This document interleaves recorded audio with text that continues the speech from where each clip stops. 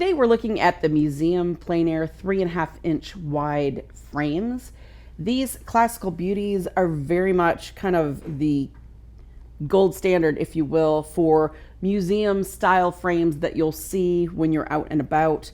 They have on them something that's very unique that you don't really find anymore except in very, very high-end frames. They've got what's called closed corners. What closed corners means is that in this corner here, you don't see that cut through between the two pieces like you will see here. Although that's very normal for more modern frames, it's very much not a high-end frame. These look like the old traditional crafted wood frames that then had the plaster, that then had the leafing. Guess what? These are actually hand leafed by artisans. It's something that when you're looking at the frame, you will notice some slight lines in some different places. That's not something that's a defect. That's actually a very kind of hallmark of hand leafed frames, in that you've got kind of the leafing edges as it's put down. So that's something that actually is a very classy, very kind of classical example of a well-made frame. These frames are 3.5 inches wide, which offers a very nice kind of beefy exterior to the frame.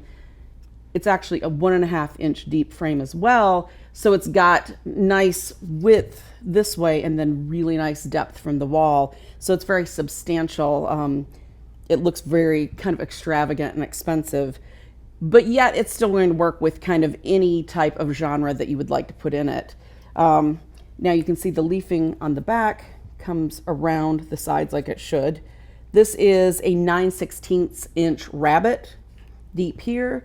You can put anything from, this is a framed oil on paper with spacers. We've got a panel here, just a canvas panel with backing behind it. This one is actually on a cradled wood panel that's deeper. It's a full inch deep, but with some offset clips, I was able to put that in this frame. Then with the edges painted, you can't see it behind there. It looks very nice and clean in that frame right there.